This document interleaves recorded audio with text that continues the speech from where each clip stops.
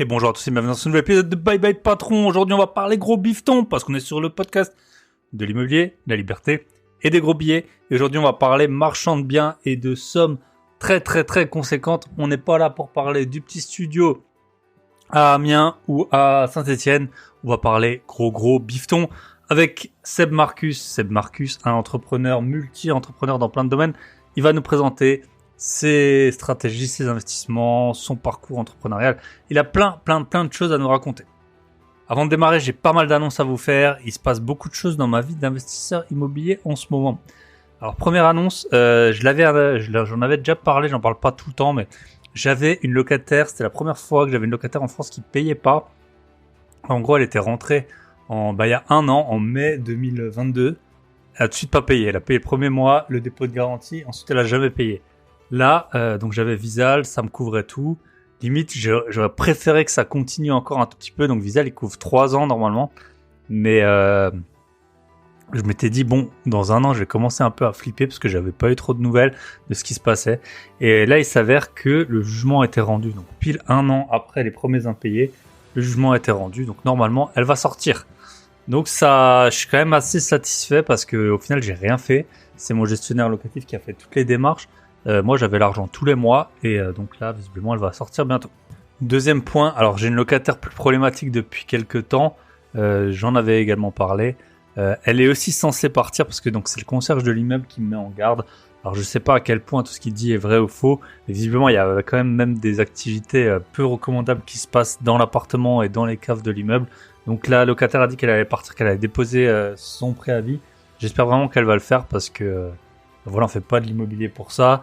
Et forcément, quand on multiplie les locataires, quand vous en avez 10, 20, 30, tôt ou tard, vous allez avoir des problématiques. Donc là, je vous ai exposé quasiment 100% des problématiques que j'ai eues depuis un an. Donc cette locataire qui est compliquée et l'autre locataire qui payait pas. Sinon, et ça c'est un point qui est important et que je veux quand même à chaque fois vous répéter, contrairement à ce que beaucoup de gens disent, oui, tu fais un appartement de qualité, coup de cœur, blablabla, dans la vie il se passe plein de choses, parce que les gens ils disaient que si tu refais bien les apparts, les gens ils vont rester longtemps. Alors c'est sûr que si t'as un appartement pourri, les gens ils vont pas rester longtemps, mais en fait, même les appartements bien, j'ai eu plein de surprises de gens qui partaient vite. Pourquoi ? Changement de vie là, donc typiquement j'avais un couple que j'avais fait rentrer dans un appartement, donc c'est un de mes appartements qui est le plus demandé. J'ai mis une annonce là il y a une semaine. Je vais faire les visites demain et j'ai eu plus de 40 ou 50 messages en une semaine, donc c'est un appartement qui est très demandé. J'avais choisi un couple et ils sont rentrés je pense en septembre et là ils partent déjà. Les deux arrêtent leurs études, c'était un couple de jeunes, ils avaient 18 ans. À la base je m'étais dit voilà, c'est le bon âge pour qu'ils restent longtemps, et puis en fait les deux arrêtent leurs études. Donc c'est pas parce que vous allez faire un gros investissement dans un appartement que forcément il va se louer longtemps au même locataire, et il peut se passer plein de choses dans la vie. Et puis c'est pas grave. Par contre, ce qu'il faut, c'est vraiment dès que vous savez qu'un locataire va partir, tout faire pour relouer tout de suite. Donc là, elle est encore en préavis. Je vais faire louer demain et j'espère que j'ai organisé plus d'une dizaine de visites et j'espère que ça va le faire et que je vais pouvoir relouer tout de suite, parce que mine de rien, c'est un appartement depuis février 2022. J'ai eu 3 locataires. J'ai eu une locataire, une première. Ensuite, il y avait trop de route jusqu'à son travail, elle est partie. J'ai mis eux et puis maintenant, hop, ils repartent également. Donc voilà, faites bien attention à la vacance locative. Moi, je vous ai déjà raconté que je fais les visites moi-même. Pourquoi ? Pour pas avoir de vacances locatives. Et c'est vrai que autant payer 300 €, 500 € de frais d'agence pour une location qui dure longtemps, c'est pas trop grave. Autant là, si en 1 an et 3 mois, j'avais dû payer 3 fois des frais d'agence plus des mois de vacances, voilà, ça aurait vraiment pesé sur le budget. Donc voilà. C'est pas parce que vous avez un super bel appartement qu'il sera toujours loué par le même locataire, mais en tout cas l'important c'est qu'il soit loué, que vous puissiez le remettre en location et qu'il se loue rapidement. Par contre, je suis toujours étonné, il y a vraiment une grosse disparité de profil en fonction des mois, des jours de la semaine, c'est pas les mêmes gens qui écrivent, voilà. Parfois, je m'en souviens, je l'avais mis en location en août l'an dernier, j'avais eu plein de super bons dossiers. Là, c'est un peu... J'ai pris des gens qui étaient sur le papier tous, qui avaient un dossier suffisant, et j'ai pas eu non plus l'impression qu'il y avait des personnes incroyables. On verra demain quand je ferai visiter. Ensuite, je fais une super rapide parenthèse. J'organise avec Nils, qui passe sur le podcast, un repas à Strasbourg, ce sera le vendredi 26 mai. C'est complet, malheureusement, on a limité on sera une quinzaine de personnes en tout. Bon, vu qu'on fait ça chez lui, s'il peut pleuvoir et tout ça. Désolé pour ceux qui avaient postulé, mais c'était déjà plein, j'ai pris dans l'ordre des personnes qui m'avaient écrit en premier. Sinon, petite actu, et voilà, c'est là où j'ai besoin de vous, que vous soyez à l'écoute. Je vous ai annoncé dans les derniers podcasts que j'ai mis ma résidence principale sur Airbnb Booking. Et j'ai pour projet de tourner une formation sur le sujet que je vais vous mettre en pré-lancement. Pourquoi est-ce que j'ai décidé de mettre une formation sur le sujet ? C'est que plus en fait je suis là-dedans maintenant, plus je me suis lancé. Donc ça fait un peu moins d'un mois que j'y passe vraiment pas mal de temps. Donc j'ai appris beaucoup de choses et je vois qu'il y a énormément d'avantages. Alors il y a aussi des inconvénients, mais il y a énormément d'avantages à mettre sa résidence principale sur Airbnb. Alors forcément, c'est pas pour tout le monde, c'est pas pour les gens qui ont des enfants, c'est pas pour les personnes qui ont... ça va dépendre vraiment de votre situation personnelle, mais c'est incroyable. En 2 semaines, j'ai fait le décompte, je l'ai sous les yeux. En 2 semaines, j'ai pris 2163 € de réservation seulement sur les mois de mai et juin, en sachant que j'ai pas ouvert le calendrier tout le temps. Il y a des fois où je suis chez moi, il y a des fois où voilà, le calendrier il est fermé, mais j'ai pris 2163 € de réservation nette de commission des sites. Donc avec les commissions des sites, c'est peut-être 2300 ou 2400 €. Sur le papier, ça me paraît comme le business le plus simple du monde. Voilà, c'est jour 0, vous commencez, jour 2, enfin pour moi ça a été jour 2, vous commencez à gagner de l'argent tout de suite. Il y a plein de choses qui sont en place. Donc je vais tourner une formation, donc je vais faire un pré-lancement. Un pré-lancement, c'est vous souscrivez aujourd'hui et vous aurez l'accès quand la formation sera disponible. Bien sûr, je vais mettre une date d'échéance pendant tout le temps entre le moment où vous aurez souscrit, payé la formation et le moment où la formation sera disponible. Je vous rembourse sur simple demande si vous en avez assez d'attendre. Mais l'idée, c'est que en juin, elle soit disponible. Ce sera sûrement entre mi et fin juin que j'aurai fini de tout tourner. Donc, je vais tout vous expliquer. Comment bien sûr inscrire ces plateformes, comment s'inscrire sur les plateformes, comment gérer la question des clés. Il y a plusieurs solutions pour que vos locataires aient accès aux clés, comment faire pour avoir des bonnes notes. Donc moi j'ai eu plusieurs 5 sur 5 et 10 sur 10 grâce à ma location courte durée. Qu'est-ce qu'il faut mettre dans les appartements, comment donc rédiger les bonnes annonces, dans quelle langue mettre, comment faire pour avoir des annonces dans plusieurs langues, quelle langue choisir, les guides du voyageur, qu'est-ce que j'ai mis dedans. J'ai eu plein de super bons retours par rapport à mon guide du voyageur, comment définir les prix, comment définir le ménage, tout ça, voilà, je vais vous expliquer. En gros, ça fait 3 semaines que je suis à fond là-dedans, 2163 € pour donc les mois de mai et juin, et encore, j'ai encore de dispo. Donc je pense que si tous les créneaux que j'avais ouverts, ils se remplissent, je vais atteindre peut-être 3000 €, ce qui est vraiment pas mal, sachant que c'est pas du tout tous les jours qui sont ouverts. Il y a à peu près, je pense, un tiers des jours de la semaine qui sont ouverts. Donc voilà, c'est le business. Je pense qu'il y a très peu d'autres business dans le monde où en fait tu décides de créer un truc jour 0, tu peux toucher de l'argent tout de suite, ou en tout cas t'en touches super vite. C'est du pur cash flow parce que de toute façon, chacun peut tourner comme il veut sa vision des choses, mais pour moi c'est du pur cash flow parce que en fait t'as très très peu de frais supplémentaires et par contre t'encaisses direct. Donc c'est du pur cash flow. Il y a des gens, ils vont dire oui, tu vois, 2000 € de loyer, ça fait pas rêver parce que il y a plein d'investisseurs immobiliers qui ont plus que ça, et moi aussi, heureusement, c'est pour ça que j'ai d'ailleurs ce podcast. Mais 2000 € d'un coup, là c'est sur 2 mois. Après aussi, il faut le temps que ça prenne. Fur et à mesure que le calendrier il est ouvert longtemps, vous allez prendre de plus en plus de résas, vous allez avoir de meilleures notes, tout ça. Mais quand même, voilà, ça fait 1000 € de cash flow supplémentaire par mois. Et ça permet de voyager, de faire ce que vous voulez, d'aller au resto avec votre copine, ou d'épargner pour des nouveaux projets. Je sais, c'est pas pour tout le monde. Mais après, il y a rien qui est pour tout le monde. Même l'investissement IMO, c'est pas pour tout le monde. On a tout le temps des trucs à gérer, des galères à gérer, des grosses sommes. Il y a des gens qui ont des projets différents, qui veulent construire une maison, s'endetter au maximum, etc. Donc il n'y a aucun projet, je pense, qui est pour tout le monde. Et c'est pour ça qu'en fait, j'ai décidé de faire ce pré-lancement pour voir s'il y avait de la demande par rapport à ce projet, cette formation. Mais en tout cas, pour moi, à l'heure actuelle, et j'ai interviewé beaucoup de gens et j'ai quand même une bonne expérience de l'entrepreneuriat et des entrepreneurs, je pense qu'il n'y a aucun business qui génère de l'argent aussi rapidement. Il y a beaucoup de business qui génèrent plus d'argent, il y a des business plus passifs, etc. Mais si vraiment, je sais pas, si demain je disais, faut que tu épargnes 10 000 euros dans l'année, il y a beaucoup de gens à qui je parle qui veulent se lancer dans l'IMO, qui ont moins de 10 000 ou moins de 20 000 euros de côté. Je me dis, franchement, c'est une super opportunité entre ne rien faire, vivre comme un moine, ou mettre sa résidence principale quand on n'est pas là, ou une partie de sa résidence principale en location quand on est là. Et ça paraît, en tout cas de mon point de vue et selon mon mode de vie, ça paraît être le mieux. Donc voilà, si vous voulez rejoindre le programme, donc il va être en prélancement, il sera à moins 35%. Pour souscrire, vous allez sur mon site grosbillet.com où je vais faire un lien carrément, ce sera www.grosbillet.com, bien sûr gros billet au pluriel, /RP. Donc R comme la lettre, P comme la lettre, comme résidence principale. Donc www.grosbillet.com/RP et là-dessus, vous aurez accès au programme à moins 35%, mais ce sera pour une durée ultra limitée.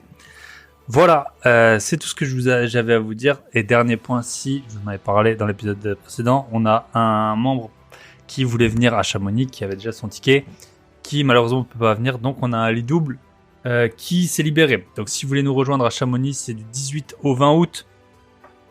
Et voilà, vous pouvez m'écrire, vous pouvez écouter, il y a un podcast où on présente tout sur ce week-end à Chamonix. On sera déjà, je pense on est entre 15 et 20. Et voilà, on va bien s'amuser. Donc, ce sera du 18 au 20 août. Ce sera entre investisseurs, peu importe votre niveau d'investisseur, que vous soyez ultra débutant ou ultra avancé. Pour l'instant, je pense qu'il y a je sais pas s'il y a des gens qui ont 0 appartement, parce que j'ai pas parlé à tout le monde. Mais en tout cas, il y a des personnes qui ont 1, 2, 3, 4, 5. Je suis sûr qu'il y a des personnes qui ont qu'un appartement. Et je suis sûr qu'il y a au moins une personne qui a plus que 100 appartements. Donc, quel que soit votre niveau d'investisseur, vous êtes le bienvenu. On va bien s'amuser. On avait fait un week-end l'an dernier. Vous pouvez demander à tout le monde. À David, à Sheik, notre cher ami qui est passé chez les Gentlemen, à voilà, n'importe qui, il vous dira que c'était génial. Et là, on va tout faire pour que ce soit génial également. Donc, il y a un lit double. Soit lit double pour une personne, 690 €. Lit double pour deux personnes, 590 € par personne. Vous avez tout dedans. Hébergement, nourriture, boissons, activités. Nous, sur les événements, j'ai déjà dit, mais on gagne pas d'argent. C'est vraiment au coût. Après, il faut héberger les gens. On a loué plusieurs chalets. Voilà, on fait des activités, des restos, etc. Ça coûte de l'argent. Si vous avez l'habitude de voyager ou si vous avez une famille, je pense que vous le savez. Donc voilà, on a hâte de vous voir. N'hésitez pas à m'écrire, bybypatron.net. Enfin, vous avez tous les liens dans la description, comme toujours. Voilà, et dernier point, bien sûr, j'ai eu une note 5 étoiles et un message de Mehdi RDS. J'ai récemment découvert les podcasts de Baby Patron et depuis je suis accro. Et c'est normal, on est tous accros. Moi, chaque semaine, je prends ma dose. Dans le train, en transport, en commun, je les écoute tous un après l'autre. Cela m'a permis de m'ouvrir sur l'investissement à l'international, de découvrir autre chose. Merci pour ton travail. De rien, Mehdi. Merci pour ta note 5 étoiles. N'hésitez pas à faire pareil. On a 140 notes sur Apple Podcast, mais les Spotifyers sont beaucoup plus gentils que les personnes sur Apple, parce que là j'ai 244 notes 5 étoiles. Et maintenant sur Airbnb Booking, j'ai que des 10 sur 10 et des 5 sur 5 pour l'instant, et je touche du bois grâce à ma super stratégie pour mettre en location ma résidence principale. On se retrouve de l'autre côté avec Seb Marcus. C'est parti, on va parler en gros bifton. Et bonjour, bonsoir à tous et bienvenue dans ce nouvel épisode de Bye Bye Patron. Et aujourd'hui on est avec Seb Marcus. Comment ça va? Écoute, ça va et toi? Ça va, on finit tous les deux. J'ai l'impression que nos journées elles se ressemblent un peu, elles ont pas de fin. Donc là il est 18h40, je viens d'arriver chez moi et puis on enchaîne avec un petit épisode. Mais voilà, c'est ce qu'on aime, on est là pour ça. Avant que je te laisse te présenter, je voulais faire une petite précision. T'es passé il y a pas longtemps sur le podcast de Paco, bien sûr je l'ai écouté et on salue Paco. Et pour parler de certains sujets, donc on va essayer de traiter des autres sujets parce que voilà, pour les auditeurs qui écoutent Paco et moi, et c'est une très bonne idée que vous avez, essayez de, peut-être on va parler un peu plus du switch immobilier locatif marchand, et puis après de l'activité de marchand en tant que telle, et puis aussi de ton activité du cercle, dont il n'était pas du tout question dans le podcast Avec Paco. Bah écoute, je te laisse te présenter pour les personnes qui ne te connaîtraient pas sur Instagram et tout. T'es un peu connu, mais voilà, il y a pas que des personnes qui sont sur Instagram. Donc voilà, je te laisse te présenter rapidement. Ouais, donc Seb Marcus. Moi j'ai plusieurs activités. Donc je suis investisseur locatif. J'ai démarré par là, en tout cas dans l'immobilier. Ensuite j'ai une société de maîtrise d'œuvre, ICECS, qui est basée sur Paris et dans les Hauts-de-France. Donc maintenant on va être une quarantaine. Donc c'est une belle boîte. Et derrière je suis marchand de biens. C'est ma troisième activité, et d'où l'activité qui a découlé derrière de bâtir le cercle, qui est un club où on est plusieurs marchands de biens. Enfin on est une centaine de marchands. Et donc voilà, trois activités, tous un peu connexes, autour de l'immobilier, travaux, etc. Parce que de base je suis ingénieur BTP. Okay. J'ai bossé chez Bouygues, en fait, Bouygues Bâtiment, pas loin de chez toi, en Moselle. Voilà mes activités. Ok. Et le podcast s'appelle Bye Bye Patron. J'aime bien. C'est vrai que je t'avais pas prévenu que les invités racontent une première expérience professionnelle un peu insolite, ou tu vois, le moment où tu te dis bon bah peut-être je vais pas faire ça toute ma vie. Je sais pas si t'as fait un job d'été, un stage, ou alors une petite anecdote qui t'est arrivée pendant ton métier chez Bouygues. J'en ai une. Justement chez Bouygues, en fait. Chez Bouygues, en fait, la première fois que j'ai quitté, enfin quand j'ai quitté le salariat, donc j'ai fait une école d'ingé par alternance, et ensuite j'ai bossé chez Bouygues, j'ai fait des grands projets hospitaliers du coup en Moselle. Et en fait, ceux qui connaissent Bouygues, c'est une super école et tout. En fait, tu apprends vraiment à être carré, etc. Puis sauf qu'à un moment c'est blanc ou noir, et on dit souvent, enfin dans la boîte on dit t'as le sang orange ou tu l'as pas, tu vois.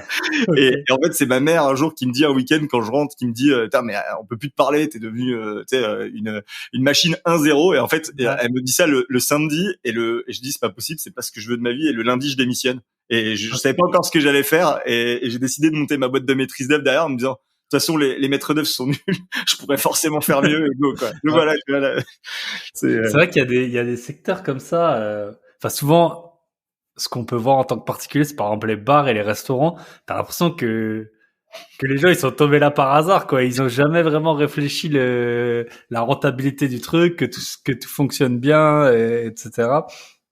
Et il y a il y a d'autres métiers, voilà, la maîtrise d'œuvre. Toi, t'as vu en tout cas que les gens étaient pas parfaits. Après, il y a aussi des business models qui font, tu vois, typiquement les syndics de copro, être hyper bons. Je suis pas certain que ce soit la meilleure stratégie pour avoir une boîte rentable. Faut juste être passable et pas pire que les autres. Ouais, Ok, c'est ça. ok, top. Et donc, tu as monté ta boîte de marchand de biens. C'était de maîtrise d'œuvre. C'était ce que tu faisais chez Bouygues, ou Non, chez comment on Bouygues, passe de l'un à l'autre? non, chez Bouygues, j'étais, en fait, moi, je suis donc école d'ingé, BTP en général, du coup de la conduite de travaux derrière sur des gros projets. Et en fait, un maître d'œuvre, il est là pour suivre les travaux, les organiser. T'es un chef d'orchestre si tu veux, donc tu dois avoir les connaissances en direction technique, en chiffrage, et puis derrière en planning. Et c'est un peu une vision 360 de la construction. Et je fais pas de conception, hein, je fais que je suis à la construction. Et en fait, les archis sont plutôt des artistes, et ils sont très bons là-dedans. Et il y avait certains, enfin beaucoup en tout cas, qui avaient de lacunes en suivi de travaux. Et sur Paris, ça commençait à se démocratiser, de séparer la conception de la réalisation. Et en fait, moi, je vais aller en province, et je vais aller là-dessus tout de suite. Et puis je suis parti comme ça, et j'ai monté ma première boîte comme ça. On va dire, j'avais 24 ans, je crois, de mémoire, 23 ans. Ok.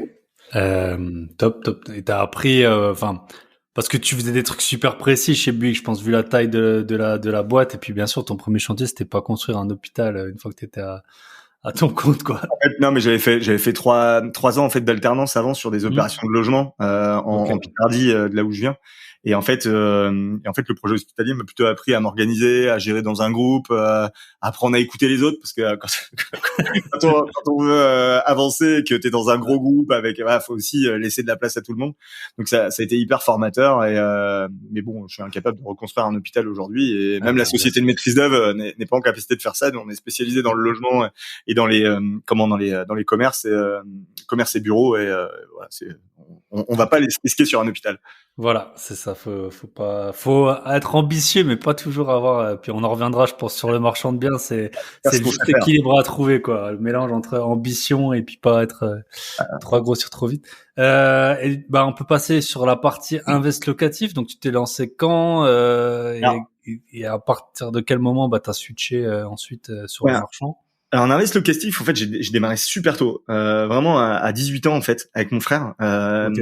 À l'époque, c'était un bien qui a dû être vendu par quelqu'un de la famille, qu'on a, on va dire, bien acheté. On était à 4 avec oncle et tante, parce qu'on n'avait pas de levier. Enfin, moi, j'étais encore à l'école. Mon frère sortait de l'école. Donc, mon oncle et ma tante sont venus avec nous. C'était un immeuble de 4 lots avec des hangars et tout. En fait, on a fait toutes les fautes possibles et imaginables.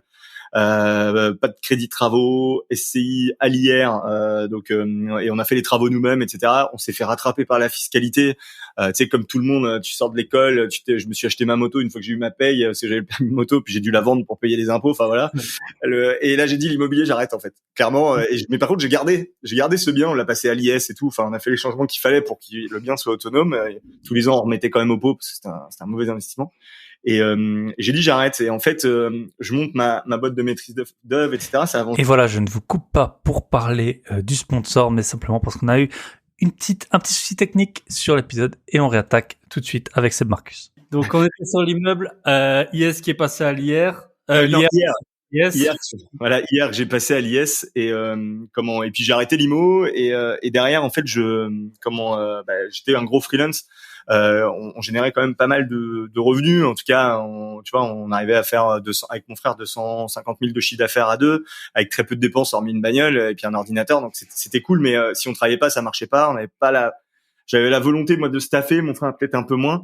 Et et puis du coup on décide d'arrêter. Et là je dis bon bah écoute, faut que je retrouve l'IMO. Et comme je disais, il y avait pas d'internet et tout le savoir qu'il y a aujourd'hui. Il y a pas de podcast, il y avait rien. Donc je me suis remis dedans en fait au fur et à mesure et j'ai réinvesti. Donc là c'était il y a environ 8 ans à peu près que je suis retourné à ça, alors, en y allant tout doux, pareil en reprenant un locatif normal et en payant des avocats une blinde qui m'expliquaient ce que c'était que le LMNP, qui m'ont expliqué ce que c'était que le LMP, la SARL de famille. Enfin en fait j'ai essayé de comprendre de comprendre tout ça. Et puis après j'ai commencé à accélérer, j'ai compris ce système un peu du LMNP, de la coloc, et j'ai décidé d'accélérer dans le locatif. Et j'ai passé les étapes en fait LMNP, ensuite sur de la structure à l'IS, sur de l'IDR, et puis maintenant sur des gros sujets plutôt bâtiments industriels. Pour ceux qui me suivent sur Insta, j'en montre pas mal, et commerciaux, où là cette fois j'achète le terrain, je construis, je trouve le locataire, et voilà, sur des choses très très patrimoniales et à rendement différent suivant l'adresse, enfin l'adresse et le locataire, le type de bien et le locataire et tout ça. Ok. Et comment on teste parce que moi j'ai pas d'immobilier commercial ou industriel, comment on teste la demande, tu vois, c'est des hangars, des entrepôts, des usines, Alors, moi je fais que dans ma ville, je vais pas autre part. Donc déjà au moins je maîtrise. Au moins t'as l'expérience de voilà, tu sais quand tu mets un truc c'est ça. Et j'ai tapé en fait emplacement, enfin je suis sur les emplacements un peu numéro 1, rond-point. Et en fait je faisais des produits adaptables. Si tu veux, enfin c'est d'ailleurs une stratégie que je délivre dans le cercle là, très bientôt dans un prochain workday. En fait, je fais des hangars que je peux adapter. Je trouve un premier locataire qui permet de porter le projet avec la banque finance en fait sur une partie du bâtiment, de pas avoir le bâtiment ce qu'on appelle en blanc mais plutôt en gris. Et puis ensuite derrière, je fais un truc adaptable et je lance et je commercialise en travaillant avec les brokers. Les brokers, c'est des agents immobiliers pros en fait qui maîtrisent bien ça et qui te disent tu vois telle surface, nous on a plein de recherches là-dessus. Puis après tu modules des bâtiments qui permettent de moduler en fait tout simplement. Puis au fur et à mesure de la construction, en fait je finis et à chaque fois que j'ai fait ça, j'ai rempli le bâtiment à la réception du bâtiment, le bâtiment était plein. Ok. Ah ouais, bah oui, parce que t'as la construction, donc c'est une phase où tu peux rechercher et puis les gens, c'est pas comme un logement quoi. Là tu peux avoir quelqu'un qui rentre que dans 3 mois, ça pose pas de problème, ou dans 6 mois, alors que pour un logement en général les gens c'est plus court. Ok, intéressant. Ouais, c'est vrai que on les a tous vus quoi, hein, ces ronds-points, c'est des magasins que t'as ou c'est non, c'est vraiment soit du bureau, soit la zone artisanale.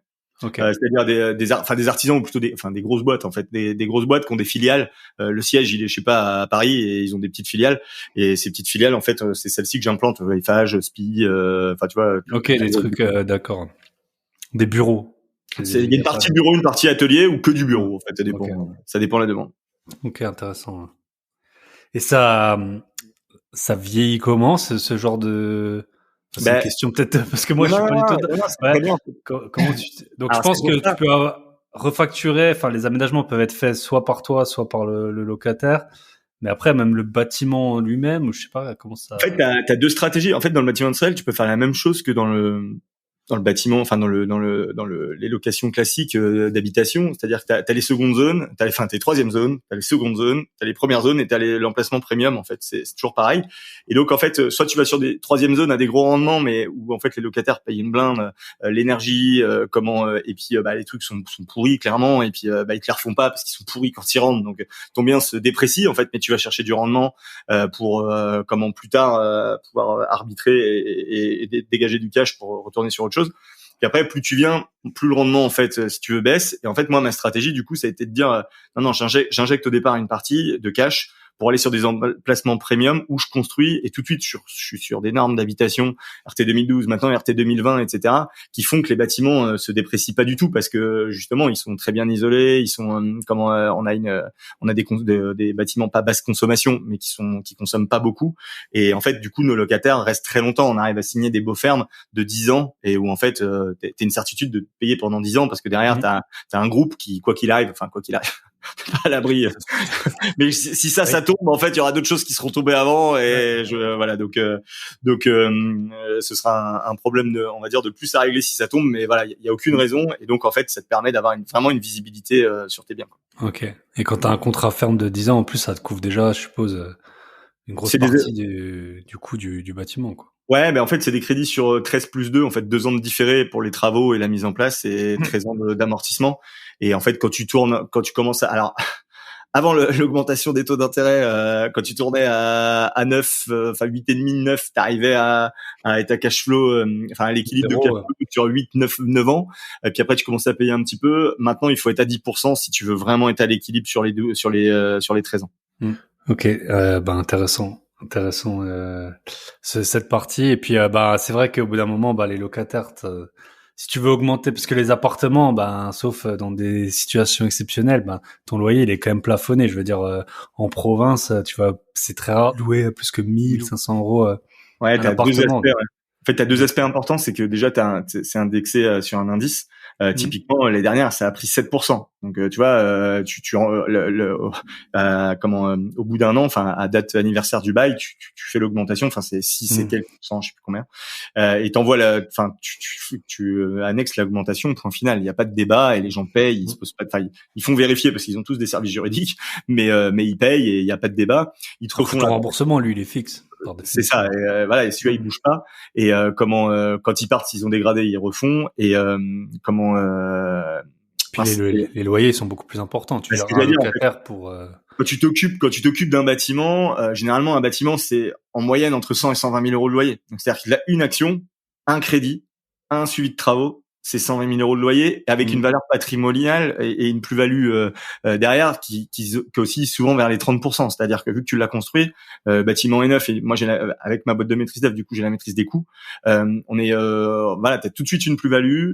C'est souvent à cash flow à l'équilibre, et la valeur ajoutée, tu l'as vraiment en chopant l'emplacement premium, maîtrise de la construction et des coûts, et de trouver le locataire. En fait, c'est comme ça que tu amènes de la valeur ajoutée au bien.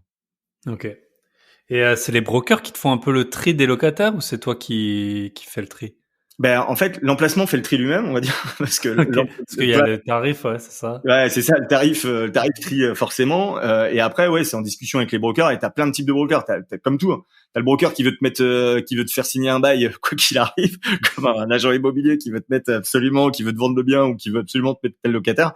Après, toi, tu tries. La chance qu'on a quand c'est comme ça, c'est que tu peux demander en fait les bilans, et tu demandes à ta banque une analyse. En fait, et la banque vérifie. La banque, elle le fait directement. Ouais. La banque vérifie la solidité financière de la boîte, et puis après, toi, c'est le feeling. Alors quand t'es du coup en deuxième, troisième zone, c'est là où des moments t'es un peu obligé de prendre ce qui passe, parce que le mec qui accepte d'aller se mettre derrière, forcément il a pas les moyens, c'est une jeune boîte, il y a forcément quelque chose, quoi.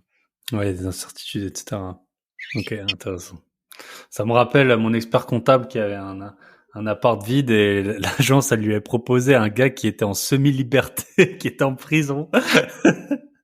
Au bout de, 2-3 mois, le seul dossier qu'il lui avait proposé, c'était ça. Donc, il était ravi. Ok. Et, donc le switch, on va parler un peu du switch. marchand. Tu l'as fait. Bon, je suppose qu'au bout d'un moment, ça s'est chevauché les deux Ouais. stratégies. En Euh, fait, si tu veux, j'ai commencé à accélérer en locatif, hein, un peu, comme beaucoup, j'imagine, qui nous écoutent aujourd'hui.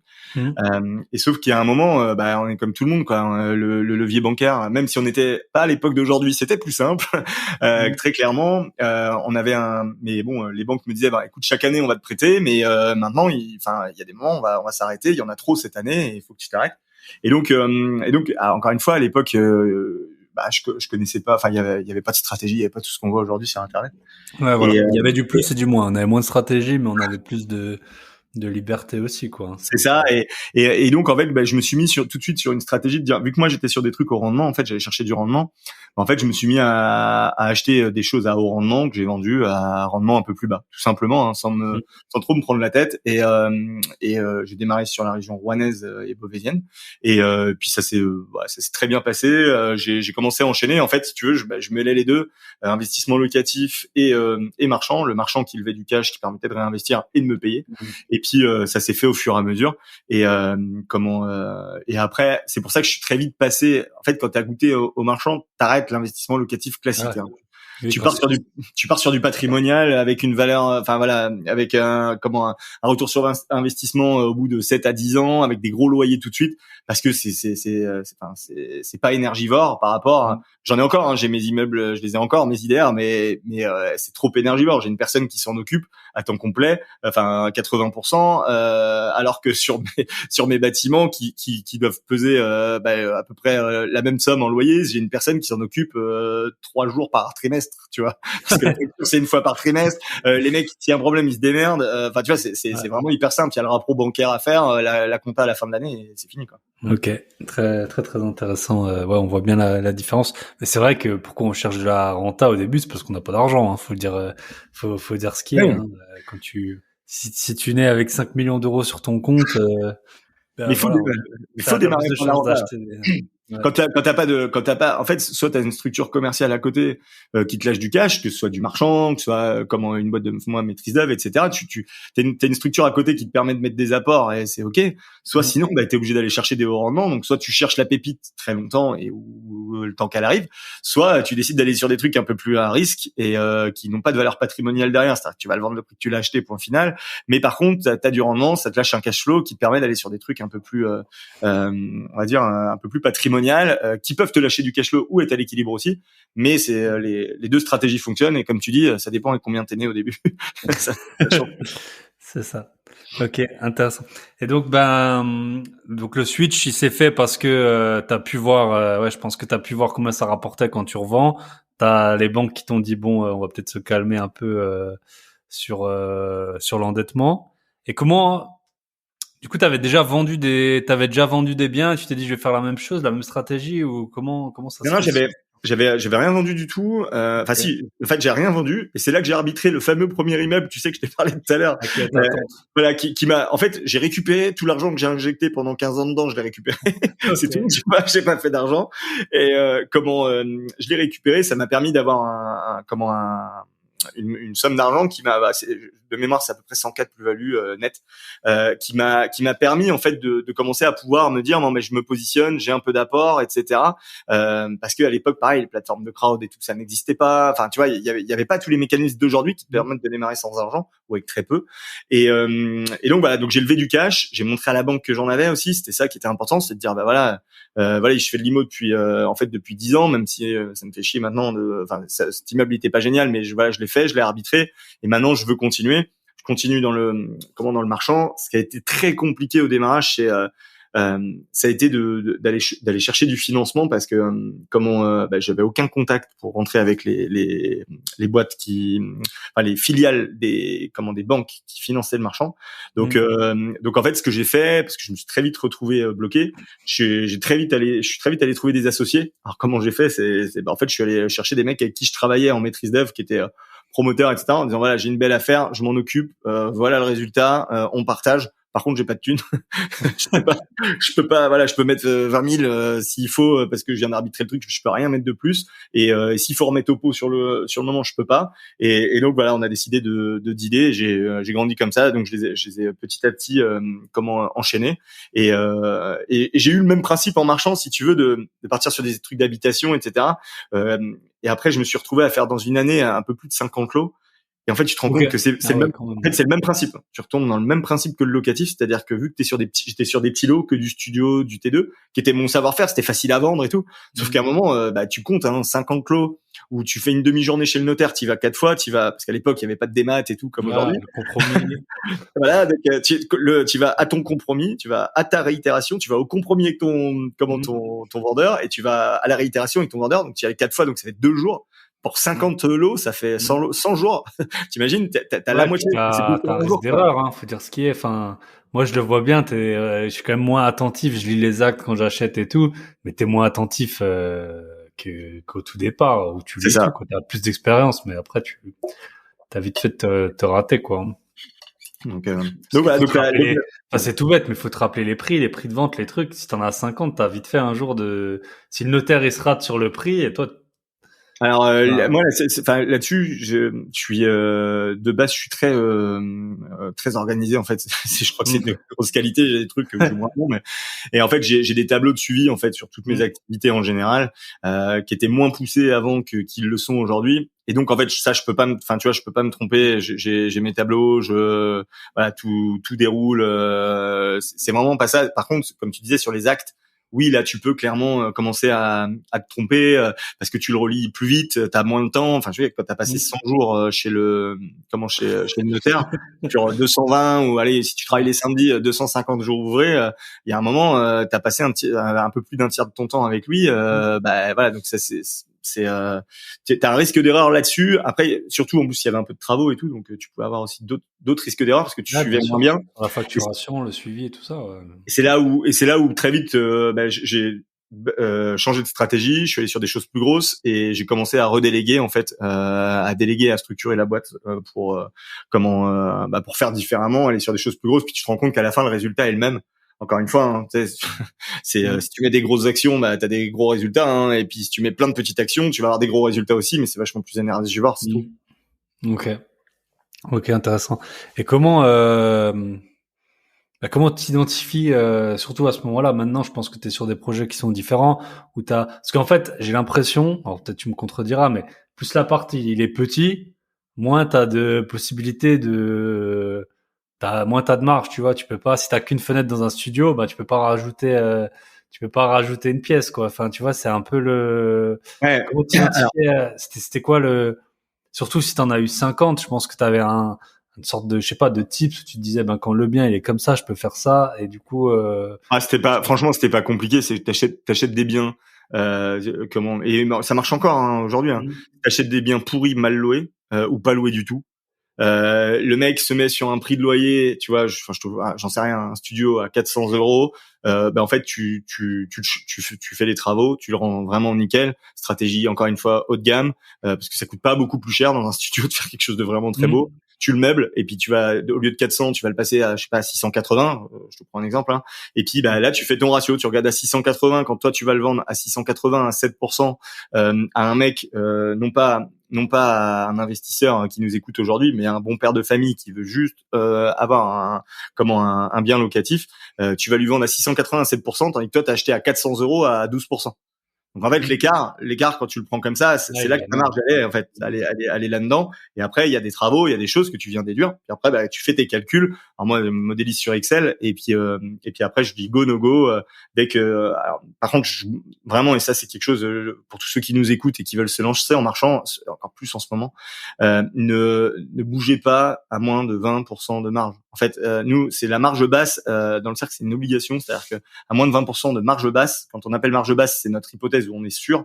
On a des stratégies pour aller à hypothèse moyenne et haute, mais si vous êtes à moins de 20% en hypothèse basse, il faut pas y aller en fait, parce que tu vois là en ce moment les taux d'intérêt, tout ce qui arrive, etc. les marges ils fondent, hein, clairement. Hein. Là où t'étais à 20, tu vas le Ribor, il est passé à 5%. Bah voilà, t'as pris ça, il était à 0, il est à 5, t'as perdu 5% de marge si tu gardes ton bien pendant un an. En tout cas sur le coût bancaire, et tu passes de 20 à 15. Et c'est pour ça en fait qu'on demande 20%, c'est pour gérer les fluctuations de l'immobilier, de la banque, etc. Parce que quand il y a eu un crash, alors j'ai plus l'année, à chaque fois j'oublie, mais ils ont pris les banques ont pris vraiment un bouillon parce que les marges étaient trop faibles en fait à l'époque. Tu t'en foutais, ils prêtaient à des taux très très bas, et en fait quand le marché s'est retourné, les banques ont perdu des millions, voire des milliards pour certaines. Ouais, c'est ça. Bah, j'ai vu quelqu'un qui a publié, j'ai pas vérifié, mais je pense que c'est ça. Il montrait entre 2021 et maintenant qu'avec la hausse des taux, les gens, ils ont perdu 28% de pouvoir d'achat immobilier, tu vois. En gros, je sais pas si tu peux rembourser 500 € par mois. Avant, souvent on disait 500, c'était 100 000 € sur 20 ans. Peut-être que maintenant, j'ai pas refait les calculs, t'as que 80, 82, 85. Là, on le voit, nous, hein, on a eu énormément de refus, en fait. Alors pas maintenant, parce qu'on a changé la stratégie, mais on a eu énormément de refus fin d'année dernière, en fait, et début d'année, sur des choses qui étaient signées, en fait, au mois de juin, juillet 2022, donc on est en mars 2023, et on a eu les refus fin d'année qui ont commencé à tomber, et du coup on a complètement changé de stratégie en se disant, quand on a vu la hausse qui arrivait, et bon, les banquiers nous disaient ça va continuer à flamber, et ça va être de plus en plus dur pour les particuliers, donc on a abandonné certains produits, on a accepté de faire des baisses de prix pour pas avoir de stock, et puis on a surtout cherché, en fait, encore une fois, ça dépend à qui tu vends, ce que je te disais tout à l'heure. Tu vas chercher le mec bon père de famille à 7%, et qui a de l'argent et qui son premier investissement. Des gens qui ont du cash, hein, faut dire. Mais oui, il a du cash, et c'est du levier. Il aura du levier, c'est ok. Là, je viens de vendre. Enfin, je suis même pas encore. Enfin, je suis sous compromis. J'ai pas encore réitéré. J'ai déjà commercialisé 6 apparts à côté de chez moi, où j'ai vendu comme ça, qu'à des bons pères de famille, à des gens qui veulent faire un peu d'immo mais tranquille. Donc tout est packagé, le locataire est là, les travaux sont faits, et ça se vend bien en fait, parce que c'est des gens qui ont du levier. Encore une fois, si tu cherches à vendre à ton pote qui veut lui faire de l'investissement locatif et qui a pas une thune, ça marche pas en fait. Il faut arriver à, tu sais, il y a un truc en marchand, et beaucoup de gens le disent, qu'ils ont fait de l'immobilier, surtout les anciens, et dire tu fais l'affaire à l'achat. Alors, c'est vrai que c'est à l'achat que tu fais l'affaire, parce que c'est au moment où tu achètes le truc, donc forcément l'affaire à ce moment-là. Mais c'est pas forcément qu'à prix bas que tu fais une affaire en fait. Dans le métier de marchand de biens, tu as des conditions suspensives qui sont hyper importantes. Comment tu as l'idée de le valoriser derrière, parce qu'il y a 10 000 façons de le valoriser, soit avec des conditions d'urbanisme que tu vas régler, avec des mètres carrés que tu vas aller chercher, avec des travaux que tu vas aller chercher, parce que toi tu as un réseau de travaux de boîtes que la personne n'a pas, etc. Et tu vas amener aujourd'hui les DPE, tu vas monter la classe énergétique. Tu as énormément de façons vraiment d'amener un bien et de le transformer pour le vendre, non pas au prix de l'ancien moyen. Je te prends un exemple.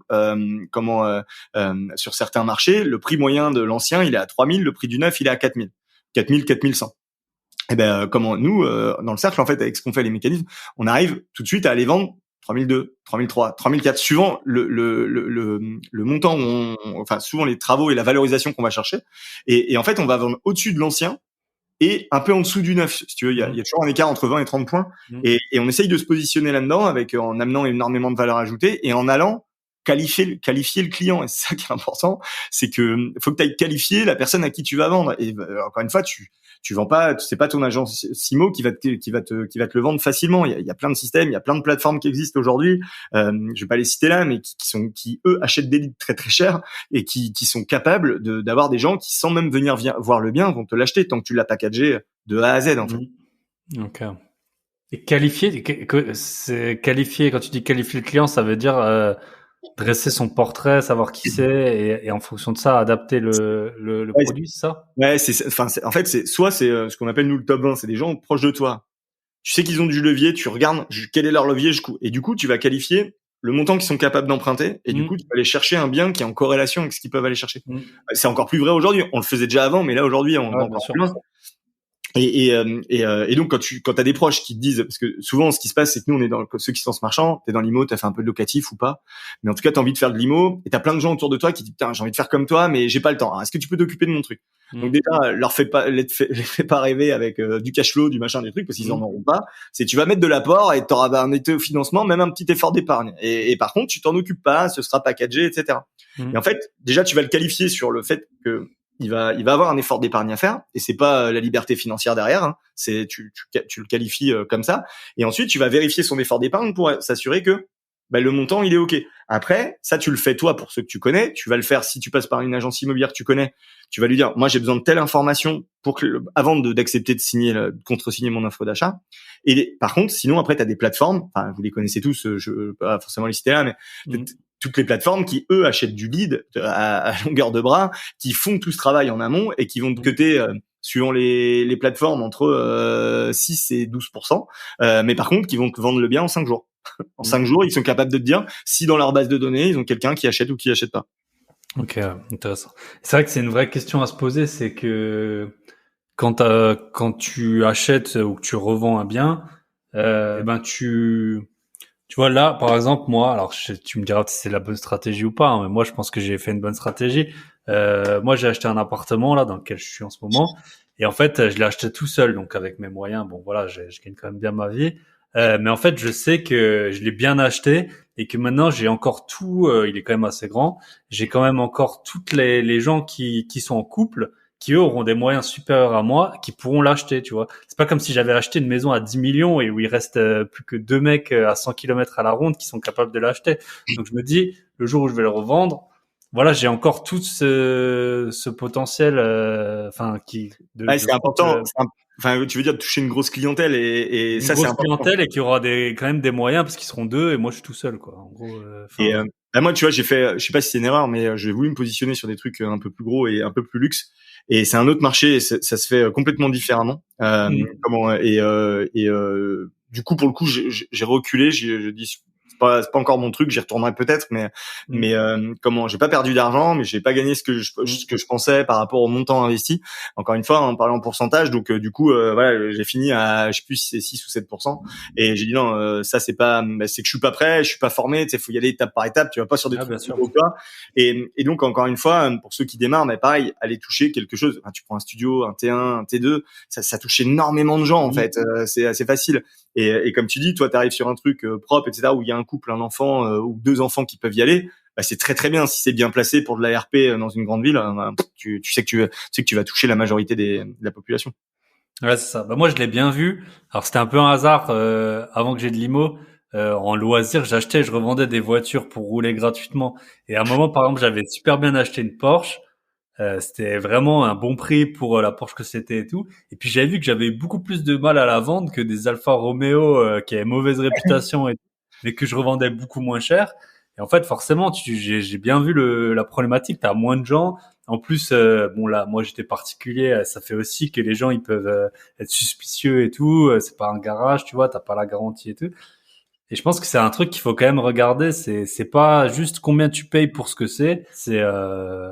Enfin on le voit bien en France, t'as des châteaux, ils sont super beaux, ils coûtent le prix d'un appart à Paris, mais parce qu'en fait il y a personne qui peut acheter ça ou quasiment personne quoi. Donc Mais t'as dit un truc et c'est le même dans les bagnoles. C'est vrai que c'est vraiment ça parce que tu vois, c'est comme la Tesla par exemple, la grosse, la Model X. Le problème c'est que tous les gens qui ont de l'argent, ils veulent pas d'une Tesla aujourd'hui, pas encore. Et en fait, quand t'as la Model X, t'as le panel des gens qui d'habitude achètent des 4x4, X5 machin, qui se réduit de 100% à 10%. Et donc en fait, t'as beaucoup moins de gens qui achètent, même si la bagnole elle a de la valeur. Moi, j'adore Tesla, j'équipe toutes mes bagnoles. Mais pareil, t'as réduit le panel parce que t'es allé sur un truc un peu niché et c'est vachement plus dur à vendre, point. Et ça, tu peux rien y faire. Voilà. Et t'auras beau mettre plus de bois, plus des sièges en meilleure qualité et tout. Voilà, t'auras c'est intéressant. Ouais. Je pense que c'est une vraie question qu'il faut se poser. La question que je voulais te poser aussi, c'était par rapport, justement aux marchands. Donc c'est un switch qui est fait assez souvent. On voit, je pense, une des grosses différences, tu me contrediras, hein, moi, si c'est le prix au mètre carré. Par exemple, enfin, souvent les biens cash flow, ils se font dans les villes les moins chères. Quand on fait du marchand, c'est dans des villes un peu plus chères. Donc, quels sont quand on recherche un bien, quelles sont les différences selon toi justement entre faire sa première petite opération de marchand, vers quelle ville il faudrait se tourner, et puis en fait, on le sait, le marchand c'est vraiment en expérimentant qu'on se forme, mais en même temps, c'est des montants qui sont très importants.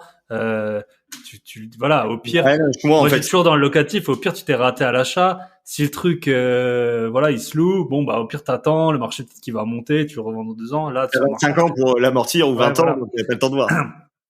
Donc comment on passe T'as dit plusieurs choses. La première chose, t'as dit le marchand on le fait pas dans les petites villes. Alors ça, je t'arrête, c'est complètement faux du marchand. Non, je parle pas des petites villes, je parle du mètre carré, ouais, pas cher, ouais. Ouais, non, même Okay. dans des endroits, en fait, même tu vois, et d'ailleurs on a des membres qui vont sûrement m'écouter, qui vont rigoler parce qu'on a pas mal bossé sur ces sujets-là. Et en fait, on a des membres qui font des opérations sur des villes à 1 200 € du mètre carré. Okay. Avec des travaux à réaliser, et ils font quand même 150, 200 000 de marge en fait, parce que par contre tu vas sur des produits différents. C'est sûr que tu vas pas aller sur le produit d'investisseur où faut tout rénover. Là c'est foutu en fait. Par contre un petit corps de ferme tu vas diviser, parce qu'en fait tout a un prix. En fait il y a un moment, il y a un prix bas qui existe et où il y a pas de produit. Typiquement tu prends un corps de ferme, là, c'est typiquement cet exemple-là, tu prends un corps de ferme, tu le divises en, je sais pas, en 5 maisons, mais qui sont pas des maisons, qui sont juste divisées verticalement, et tu vas revendre 5 produits à 50 000, parce qu'il y a pas de produit à 50 000 en fait. Donc tu vas toucher quoi? De l'artisan. En fait, tu vas toujours te poser la question de qui tu vas aller toucher en fait.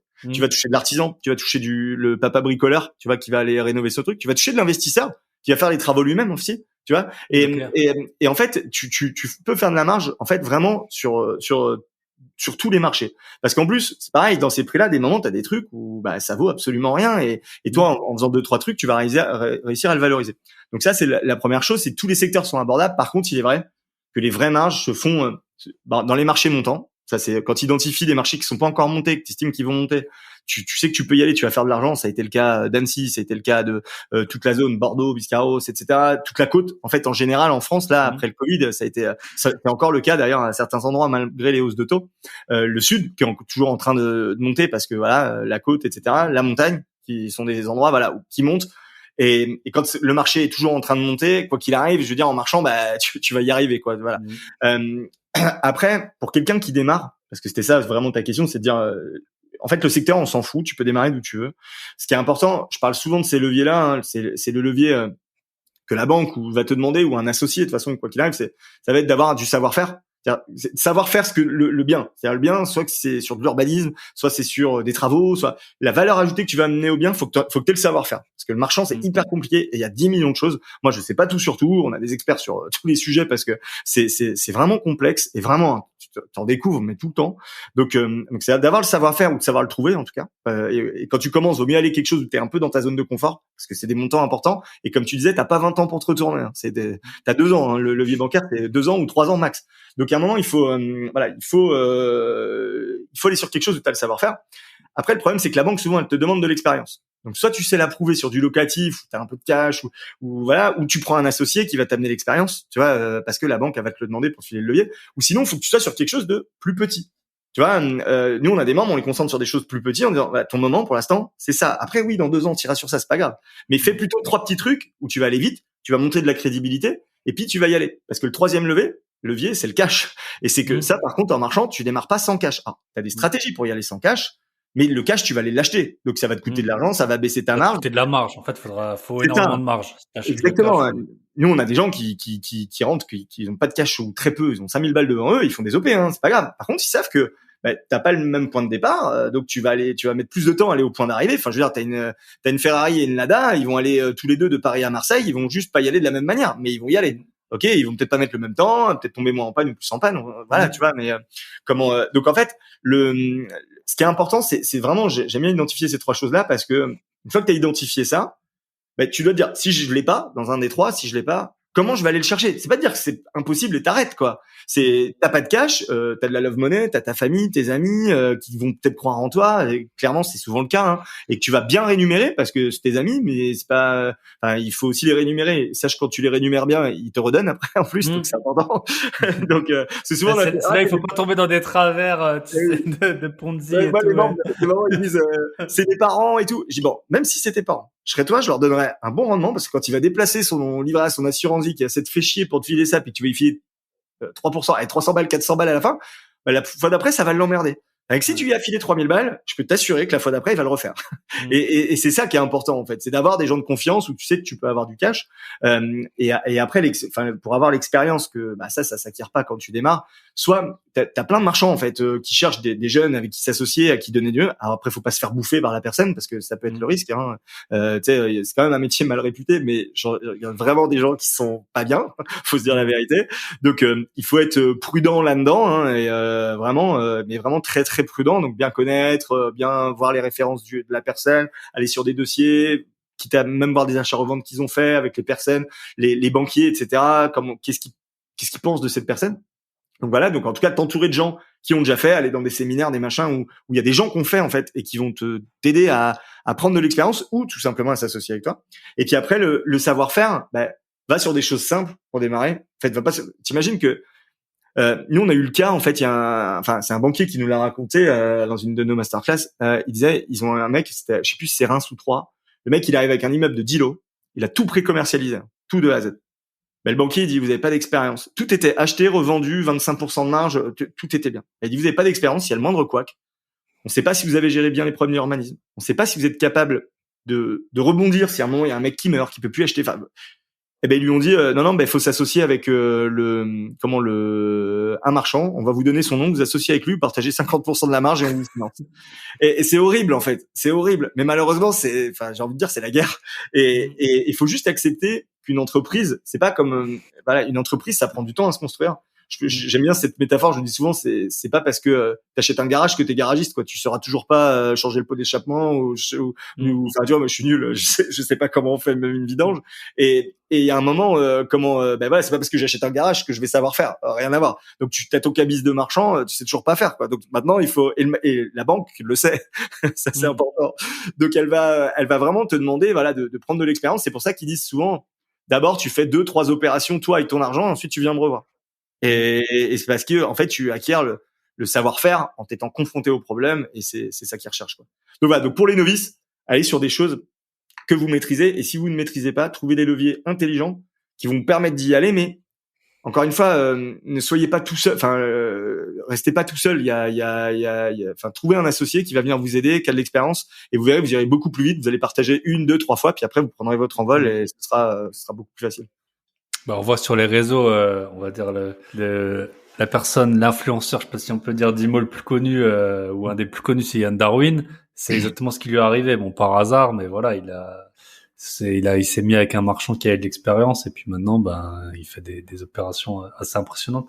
Et pour les associés, est-ce que t'as comment on trouve un associé? Il suffit de demander, mais comment on check un associé? Est-ce que après le marchand, c'est quand même des durées qui sont plus courtes, donc je pense que ça aide grandement par rapport à du locatif. Ouais. Mais comment tu dirais? Est-ce que toi t'as plusieurs associés, si j'ai bien compris, hein, sur plusieurs opérations? Beaucoup. Quelle est un peu la recette pour toi d'une association? Moi, je vais te dire comment moi j'identifie un bon associé, et après comment le trouver. C'est deux sujets différents. Comment tu trouves un bon associé? Malheureusement, faut pas s'associer par affinité. C'est un vrai problème. Alors, faut que ça fitte, hein, faut que tu puisses discuter, parce que sinon c'est compliqué. Mais il faut vraiment identifier qu'est-ce que vous apportez l'un et l'autre, en fait. Mais vraiment, hein, c'est primordial. Vous pouvez être complètement différents et vous apporter énormément de choses et que ça marche, justement. En fait, plus vous êtes différents, avoir des idées différentes, etc., ce sera OK. Donc, ce qui est bien, c'est que c'est pas un mariage, parce que ça dure pas longtemps, comme tu disais tout à l'heure. Donc, c'est un CDD, quoi. Au bout d'un moment, ça a pas marché, tu peux arrêter. OK, c'est pas grave. Donc, tu mets de l'eau dans ton vin et puis tu laisses couler un peu les choses. Tant pis, c'est pas exactement comme tu souhaites. Puis après, t'arrêtes et tu le refais. Donc, ça veut dire quoi? C'est-à-dire au démarrage, faut pas se promettre monts et merveilles, en fait. Parce que souvent, les mecs, on va tout faire ensemble, ouais. Et puis, en fait, au bout de 6 mois, ils se disent, on arrête. Parce qu'en fait, on était juste potes et on se donne pas le levier. Donc, typiquement, si par exemple, quelqu'un qui va venir me chercher, moi, dans le cercle, c'est des gens qui ont pas de cash, peu de cash, ou alors, qui vont sur une opération qui est trop complexe, tu vois, ou alors, il faut un levier et des garanties, importantes pour la banque. C'est là, en fait, tu vois, moi, je vais te l'associer pour ça. Après, à l'inverse, on a des gens dans le cercle qui ont pas d'expérience, qui vont juste dire je t'amène du cash, mais je veux m'occuper de rien. En fait, je te fais confiance. L'analyse, elle passe dans le club deal du cercle. Je fais confiance au cercle. Maintenant, moi, je te mets du cash, tu t'occupes de tout. Tu vois, en fait, ça dépend, encore une fois, faut que tu t'identifies toi, qu'est-ce qui te manque, et du coup, comment tu vas aller chercher ces gens-là. Tu vois, qu'est-ce que tu dois aller chercher ces gens-là. Ensuite, Et que ce comment tu soit vas les hyper trouver. clair, je pense, qui fait quoi. Ouais, c'est ça. Et tu listes le qui fait quoi. Mais alors, du coup, ça, c'est pour la suite et pour que ça marche bien. Par contre, comment tu trouves ces personnes-là, en fait? Ça, parce que ça, c'est facile, on s'est tout dit, mais tu les trouves pas sur le bord de la route. Donc déjà, en fait, il faut que tu montres que toi, t'es en capacité de faire, en fait, que tu fais des choses, que tu bouges, que t'es acteur du marché, que t'es pas passif, c'est pas en restant derrière chez toi et trouver une annonce sur le bon coin que d'un seul coup, le marchand de biens établi, il va venir t'aider. C'est pas comme ça que ça va se passer. Donc, petit à petit, il faut créer ton réseau. Il y a 10 millions de façons de le faire dans les groupes IMO, dans les dans les salons, dans les formations diverses et variées, en prenant son téléphone puis en ayant un peu les couilles d'appeler les personnes que tu sais acteurs. Moi, je te disais tout à l'heure quand j'ai démarré, j'ai dit bon, mais tiens, je travaille avec lui, je l'ai appelé, je dis écoutez, voilà, bonjour monsieur Untel, on bosse ensemble sur telle opération, vous me connaissez pas, mais moi je bosse là, j'ai une belle opération, je souhaiterais vous la présenter. Enfin, je veux dire, tu prends la liste des promoteurs ou des marchands sur l'annuaire et tu les appelles en disant voilà, moi par contre, tu maîtrises ton OP. Encore une fois, tu vois, sinon le mec il va dire oh, qu'est-ce qu'il me fait là. Tu maîtrises ton OP, tu maîtrises tes coûts et puis tu sais exactement ce qui te manque. Et tu te mets d'accord sur ce qui te manque, tu vois. Et après ça dans un délai, etc. Et ça en fait ça marche bien. Moi j'ai plein de gens qui viennent me voir sur Insta, parce qu'il y a que sur Insta où c'est moi qui est là et qui répond. Et en fait ils me proposent des affaires en disant je veux m'associer avec toi. La moitié des chiffres sont faux, c'est mal foutu, l'urbanisme est pas regardé. En fait, ils viennent chercher quelqu'un qui va les dépatouiller d'une affaire parce qu'en fait, ils savent pas la sortir et ils sont pas faits pour être marchands. Enfin, en tout cas, pas à l'instant T. Et moi, par contre, ils m'amènent le truc. Écoute, j'ai déjà tout réglé, j'ai déjà tout pré-commercialisé. Voilà où j'en suis. Mon taux de marge, c'est ça. Mon risque, c'est ça. Et j'ai besoin que tu m'aides sur ces risques-là, en fait. Ben là, le mec, je le regarde pas de la même manière et tu vois, je vais y aller. Alors moi, je m'associe qu'avec les membres du cercle, donc j'irai pas. Mais en tout cas, un marchand de biens établi, il va dire tiens, le mec, il mesure le risque parce que souvent, en fait, on analyse la marge, mais jamais le risque. Le risque, c'est ce qu'il y a comme avec les actions, comme avec les cryptos, comme avec les. C'est ça, exactement. Donc en fait, voilà. Donc le conseil que je peux donner, c'est vraiment d'identifier les risques qu'il y a en face de la marge et quand vous allez présenter votre affaire, expliquer à la personne tout ce qui est risqué et ensuite vous parlez de la marge. Et en fait, vous verrez la personne intellectuellement, elle va dire là je peux t'aider. La marge c'est ça. Ah ouais non mais ça c'est OK. Moi ça je maîtrise. La marge on va l'améliorer. Ben moi l'opération que j'avais fait avec il m'a doublé la marge quoi. Il m'a géré mes risques, il a doublé la marge. Donc là j'ai eu la même marge qu'au début. j'ai partagé pour avoir 50-50 et à la fin j'ai eu la même chose. Ouais. Et tu vois parce que tu vas chercher de l'expérience, un savoir-faire, etc. OK, intéressant. Et j'avais une question qui m'est sortie de la tête, c'est pas grave. Ah si, je sais maintenant. En fait, tu me corriges si jamais, mais en fait, tu trouves l'idée quand t'es marchand, l'associé, tu le trouves assez tard, non? T'as déjà le projet, t'as déjà. Non, deux façons de faire. Encore une fois, il y a pas de recette miracle. Hein. C'est soit tu identifies quelqu'un avec qui tu fites, puis tu dis voilà, moi je suis pas de cash, par contre j'ai du temps, je monte je vais trouver des affaires et je te les présente et on voit si on y va ensemble une fois que l'affaire est là. Mais par contre en tout cas, c'est vrai que tu montes des structures et tu t'associes qu'une fois que le bien est identifié en fait. Tu vas pas te dire on monte une boîte puis on verra après, c'est comme si tu montais une SCI que t'avais pas le bien en face, c'est complètement débile. Par contre on va dire que l'entrepreneuriat c'est un marathon. Par contre, trouver un associé c'est un sprint parce que t'as pas le temps. Donc avoir des gens que tu sais que t'as identifié un peu partout en te disant le jour où ça sort un autre conseil hyper important. Vous les appelez pas les 10 en même temps. Vous en appelez un. Vous faites le point avec lui. Si vous dit non, vous appelez le deuxième. Mais parce que les mecs appellent tout le monde. Après, tu sais, ils croient qu'ils vont avoir le choix du roi. Non, sauf qu'à un moment, moi, je veux dire, non mais tu me fais bosser pour rien, mais tu me rappelles plus jamais. Je raccroche et c'est fini, quoi. Tu vois, il faut pas prendre les gens pour des bouches-trous, en fait. Tu vois, c'est des gens intelligents qui ont réussi, qui comprennent que tu démarres, qui vont t'aider, et tout, etc. Mais faut avoir un peu de respect, en fait, pour ceux qui vont vous aider, quoi. Ok, top. Je pense que là on a fait un bon petit tour de ce point de vue. Sur ça, on peut parler du cercle. C'est pour ça que t'es connu, que t'es aussi sur les réseaux. Et puis en fait, j'avais eu il y a plus d'1 an un ex-associé ou ex-fondateur, Arnaud. Arnaud, qui est toujours dans le cercle. Arnaud est toujours parmi nous. On avait discuté et puis après, bon, vous le savez pas en off, mais ça m'arrive voilà, j'ai des gros plannings et puis après on dit ouais, on va enregistrer, puis en fait après on n'enregistre jamais, puis après les 5 épisodes d'avance et tout ça. Donc finalement ça s'est pas fait. Mais c'était pas du tout une histoire de personne ou de sujet, c'était plutôt une histoire de planning comme bien souvent. Bah tu peux nous parler, ouais, le cercle, qu'est-ce que vous faites, quand est-ce que vous avez lancé ça, Ouais, ouais, bah écoute, pas de souci. Le cercle, ça a 3 ans. On a lancé ça il y a 3 ans. On a rentré en fait à l'époque avec Arnaud, qui nous a quittés parce qu'en fait, il était, tu sais, il était libre financièrement et le pauvre, il se renfermait dans, mine de rien, c'est une vraie structure. Hein. On est 10 personnes. Il y a du management, il y a des problèmes. Tu vois, et il dit non, c'est bon, je préfère ressortir. Donc on est toujours aussi potes et il est toujours membre du cercle. Donc on se voit à tous les événements, etc. Mais comme quoi, faut toujours discuter. Tu as un point avant de présenter. Toujours tous les ans discuter avec ses associés de savoir si vos objectifs sont toujours les mêmes et non pas changer en fait. Ça c'est pareil, c'est un truc, c'est important de le faire parce que la vie elle change en fait. C'est comme ça, tu te maries, tu divorces, t'as des gosses, tu déménages, enfin voilà, et du coup ça peut changer. Et donc en marchant, ce qui est bien, c'est que tu peux changer, mais dans les structures commerciales ou les SCI assez longs, bah là, tu changes pas si facilement. Donc vraiment faut en discuter pour vraiment toujours se réaligner. Et puis en face, tu fais les choses intelligemment. Et t'attends pas que ça explose, tu sais, que tout le monde s'engueule. Et alors là, c'est la merde. Donc, voilà, petit conseil avant de parler du cercle. Et le cercle, en fait, c'est quoi ça? Comme je disais, hein, c'est 10 personnes par trimestre qu'on a rentré au fur et à mesure.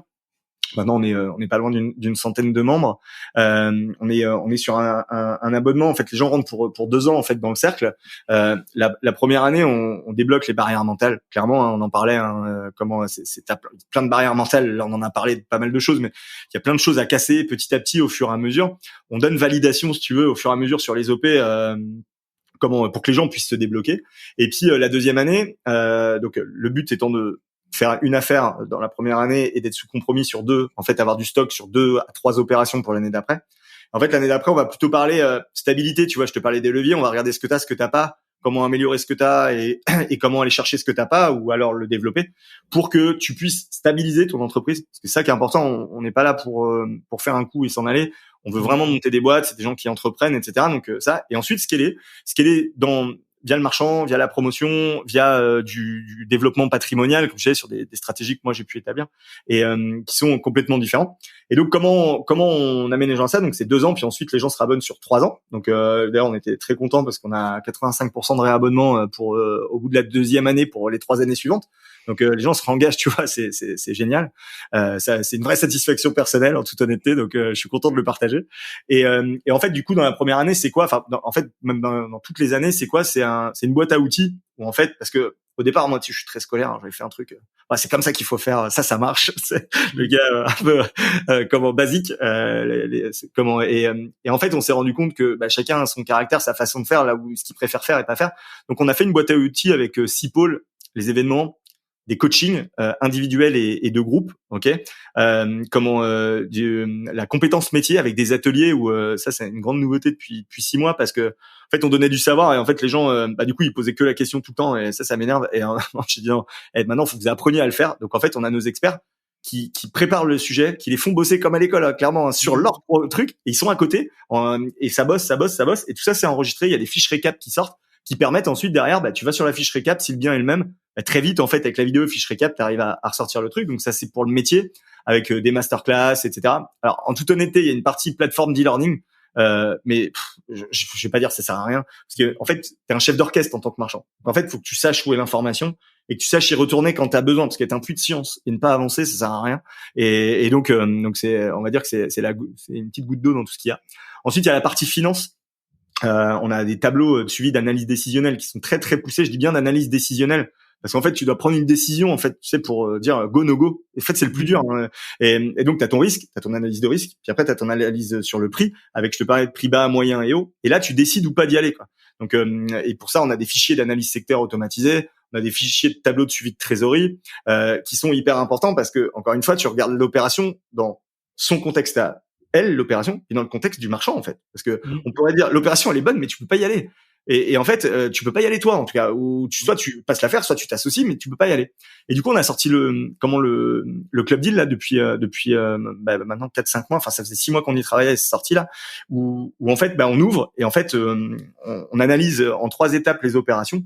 En gros, t'as trois analyses faites par des experts et à la fin, ça arrive à un club deal où il y a un ancien patron de la promotion immobilière côté banque parisienne, des marchands de biens expérimentés et des gens qui ont de l'argent, des investisseurs qui analysent le bien en fait dans tous les sens et qui disent aux membres voilà, ta meilleure façon de sortir c'est ça, tes risques c'est cela, tu peux l'élever comme ça, maintenant tu choisis. Et puis après nous il y a des membres qui viennent, qui s'associent ou qui mettent de l'argent, etc. Et puis ça te permet de sortir en fait un nombre d'opérations plus important ou même ta première opération parce que en fait, la première année, tout le monde flippe pour avoir des affaires, et la deuxième, tout le monde flippe pour avoir de l'argent. C'est parce qu'une fois que les barrières ils sont cassées, que t'as compris. Enfin, d'ailleurs, on freine même, on dit attendez les gars, vous en avez 3, 4, 5 là, stop. Maintenant, déjà celle-ci, amenez-les bien, et ces affaires-là, associez-vous plutôt avec quelqu'un qui va s'occuper du job, parce que même mentalement, la charge mentale, faut la tenir en fait. Quand les démarches administratives et tout, les délais, les trucs. Après les donc ça, c'est pour le 4e pôle. 5e pôle, c'est tout ce qui va être développement de réseau. Grâce aux apéros IMO, on a une appli qui permet d'aller démarcher en fait des agences immobilières. Bon, c'est un truc qui permet en fait pour les plus timides d'aller d'amener quelque chose à l'agence pour que l'agence garde le contact. Et après, on a nos outils. On a un groupe Facebook privé, on a un site internet, une plateforme. En fait, on a tout un intranet avec Office 365, Excel, Word. Tous les fichiers sont sur une data room où en fait on a accès pour pouvoir, quand on s'associe, en fait voilà, tout le monde peut travailler ensemble à distance. Et après on a des tarifs préférentiels avec pas mal de partenaires. Mais bon, ça j'ai envie de dire, tout le monde peut les avoir partout. Donc voilà, c'est une boîte à outils qui est là tout le temps et avec des événements en présentiel parce c'est vraiment une identité. On fait attention à ce que les gens soient dans notre ADN. En fait, nous, on n'est pas bling bling. Tu vois, clairement, on est entrepreneur dans l'âme. On fait que bosser. On aime bien déconner. Tu vois, d'où quand il y a un événement, ça finit rarement avant 3 heures du mat. Tu vois, alors qu'on a fini le truc à 6 heures de l'après-midi. Donc en gros, voilà, on a ce qu'on appelle des workdays, c'est-à-dire de la montée en compétences en présentiel. Année 1, année 2, année 3 et encore une fois on passe les caps au fur et à mesure, on n'y va pas trop vite et parce que ça sert à rien la vitesse d'implémentation, tu vois, tu peux pas tout apprendre d'un seul coup puis sinon t'as tellement de choses en tête que tu peux même plus faire tes OP. Et puis après on a un séminaire qui est plutôt là voilà où on apprend à vraiment se connaître, où tout le monde est là parce que sinon ils sont pas par année et après t'as un séminaire où tout le monde est là où là on est dans de l'échange, du partage. Tu vois, là, on fait venir un intervenant qui va nous aider à développer les réseaux pour tout le monde. J'en dis pas plus. Et pour que les gens montent en compétence sur des sujets un peu différents et apprennent à se connaître aussi pour s'associer. Parce que je te parlais tout à l'heure, je disais, tu dois avoir du levier et te donner, mais il faut aussi pas être forcément être pote, mais il faut que ça fitte. Tu peux pas t'associer avec quelqu'un si vraiment c'est un connard. Tu te dis putain, je peux pas, c'est pas possible quoi. Donc voilà, le cercle c'est ça. Et en fait, chaque semaine, en fait, tous les lundis, tous les lundis, t'as quelque chose en visio, que ce soit des comptoirs, que ce soit une veille on a des veilles juridiques, on a pas des conférences, pas des maintenances, comment on dit. Bref, on est expert sur le droit de l'urbanisme qui est là, en fait, qui vient prendre mes questions pendant 2 heures et qui va. Une permanence, voilà, merci. Tous les mardis, on fait que de l'analyse secteur tous les mardis, et ça dure des 6 heures. On analyse tous les secteurs pour les membres, enfin avec eux, on donne de l'expérience. Donc je sais pas, il y a 30-40 membres qui donnent leur expérience. Ça permet vraiment de valider parce que c'est vraiment le truc le plus dur en fait, de valider ton prix. C'est surtout au démarrage, c'est un vrai sujet. Et puis le mercredi, on est sur les ateliers chiffrage travaux. Moi j'ai une personne de mon staff en maîtrise dev qui aide à chiffrer tous les travaux et à analyser les devis de tout le monde. On a les ateliers d'urbanisme, les ateliers administratifs et financiers où là on part vraiment sur des trucs différents, mais encore une fois où on fait monter les gens en compétences et on les force à faire quoi. Tu vois, c'est vraiment l'objectif du truc. Et le jeudi, on est pareil sur l'atelier modélisation, l'atelier terrain, des masterclass à chaque fois, pas à chaque fois, mais une fois par mois, on en a plus 2 fois par mois, mais on va dire une fois par mois, des masterclass sur des sujets très spécifiques. Et le vendredi, alors moi c'est un peu faux, mais c'est visio, on fait des visio 360 avec moi, où moi justement je remets le marchand dans son contexte, si tu veux, parce que souvent on se trompe en fait, on se dit l'opération machin, mais on oublie où est-ce qu'on en est, quel est ton objectif. Et du coup, on veut aller trop vite, et c'est là où après on stresse et on se plante. Donc en fait, voilà, moi là, je suis on échange vraiment entrepreneuriat à ce moment-là, et encore une fois, tout ça c'est en démat. T'y vas pas, tout est enregistré. Tu veux voir, tu vois, tu veux pas voir, tu vois pas. En fait, clairement, en première année, t'es à fond. Deuxième année, tu vas que là où t'as besoin. Et puis après, au bout de la troisième année, en fait, t'es un chef d'orchestre. Tu vois vraiment, t'as pris l'habitude, tu sais ce qu'il y a, tu connais les experts, et ça déroule en fait. Après, ça te permet de gagner énormément de temps. Et si je me trompe pas, en fait, vous demandez à ce que les gens ce soit leur seule activité, ou enfin qu'ils aient pas de job à côté et tout ça. C'est Alors, vraiment parce que j'imagine bien ce que ça peut être, mais peut-être que tout le monde s'en rend pas compte. C'est vraiment, c'est un investissement. C'est quand même, on rentre pas dans le sac. C'est pas des centaines d'euros. Hein, c'est quand même un gros investissement, à la fois personnel et financier pour rentrer dedans. Mais parce que voilà, les projets ils sont gros. en fait, par expérience, on se rend compte que les gens qui veulent pas, alors, il y a des gens qui ont un boulot, tu vois, où ils bossent une journée et demie à 2 journées par semaine, c'est ok. Par contre, la personne qui me dit j'ai 2 gosses en bas âge, je bosse de 8h à 19h et j'en ai marre de mon boulot, mais je vais pas le quitter tout de suite parce que j'ai peur et je veux devenir marchand de biens. Je veux dire, c'est pas possible en fait, parce que sinon, ce que tu vas faire, c'est que tu vas rentrer chez nous, puis en plus tu vas divorcer parce que t'as pas. Ça, c'est la pire décision financière. Hein. Vaut mieux acheter un studio trop cher que divorcer. Hein. Voilà. Donc en fait, si tu veux, on veut que la personne, elle est pas obligée d'avoir quitté quand elle arrive, mais en gros, qu'elle ait l'ambition de se former, parce qu'on va dire que t'as toujours un trimestre où là faut que ça se bourre le mou, hein, faut que ça rentre, et mais qu'il y ait l'ambition de quitter pour en faire un job à temps complet, parce que je trouve ça complètement con de mettre autant d'argent dans un truc pour ne pas le faire, enfin pour pas le faire à fond, hein, c'est clairement, hein. Et ensuite on sait que t'auras pas les résultats escomptés. Et en fait, enfin, on s'en fout. Nous, notre métier, c'est de faire du marchand. Ce qu'on veut, et puis avec des gens cool. Et en fait, c'est ça qu'on recherche. Et donc, on n'envoie pas des gens au carton. Et d'ailleurs, il y a des pré-filtres qui sont faits avant. Et il y a pas mal de gens, on les appelle même pas. On dit, écoutez, c'est pas du tout c'était pas dans les critères. C'est pas grave. Il y a plein d'autres trucs. Commence par une formation. Essaye de faire un achat-revente déjà peut-être de ton côté. Puis tu verras après si ça te plaît, quoi. Ouais, voilà. C'est toujours, mais c'est un bon point parce que je suis toujours épaté, même sur du locatif, de à quel point les gens ils peuvent regarder une voiture, une raquette de tennis, un frigo, tous les tests ou une télé et tout ça. Tu vois, enfin, je veux dire qu'ils peuvent passer des heures sur les sites à tout comparer Ouais. et après pour acheter un bien IMO, ils t'envoient l'annonce Le Bon Coin, t'en penses quoi, tu sais, ils sont même pas encore allés voir. Enfin, Ouais, c'est ça. la différence de temps versus enfin ce que ça implique, c'est toujours et je parle même pas, alors après c'est plus personnel, du choix de les endroits où ils habitent les gens, ou de leurs femmes, de leurs compagnes, ou d'avoir des enfants. Voilà, t'as toujours un peu c'est une décision qui est engageante, hein, de faire Ouais, ce c'est ça. marchand. T'as quand même des responsabilités, hein, on en a pas parlé, mais quand tu revends avec tes professionnels, t'as des responsabilités.